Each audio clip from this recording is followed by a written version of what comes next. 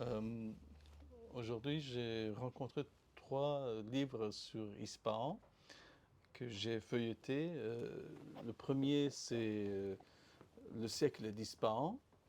En fait, il s'agit d'un livre, d'un bouquin, d'un livre d'art quasiment, avec de très belles photos, des monuments d'Ispahan. Ispahan, qui est une ville touristique par excellence au centre de l'Iran. Voilà, c'est pas vraiment un guide touristique, mais c'est un livre touristique qui parle des attractions touristiques d'Ispahan, des monuments, des peintures, des miniatures et tout. Le deuxième ouvrage que j'ai rencontré et que j'ai feuilleté encore s'appelle L'œil d'Ispahan.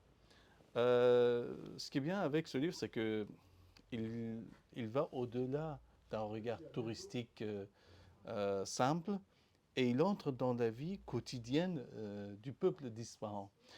Non seulement il parle des monuments, bien sûr, il parle des monuments, des beautés, du bazar, des tapis et tout, mais il parle en même temps de la vie des gens, de la vie quotidienne des gens.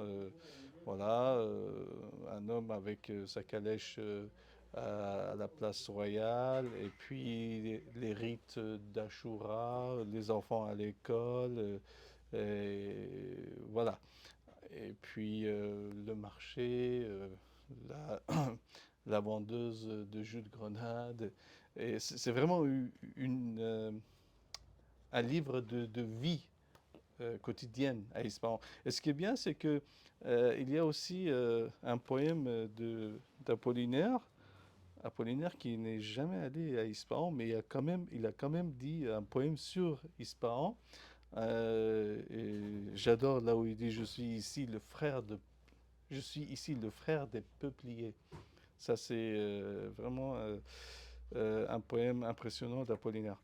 Et le troisième s'appelle Ispahan, histoire et archéologie d'une ville-jardin.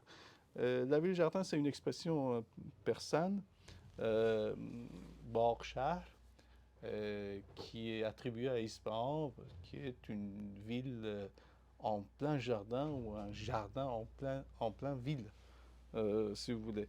Il s'agit d'un livre avec des détails techniques et scientifiques et historiques sur différents monuments d'Ispahan. Des monuments, mais aussi bien des plans urbains, historiques, le comment de la construction, enfin les détails et les matériaux.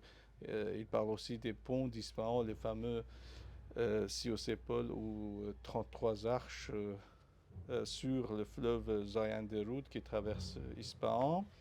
Bon, en tout cas, tous ces trois ouvrages ont des traits, disons, touristiques, euh, ont comme pour thème le tourisme, mais avec des regards différents, bien sûr. Là, vous avez affaire à un livre qui entre en détail, dans les détails de l'architecture ancienne d'Ispahan.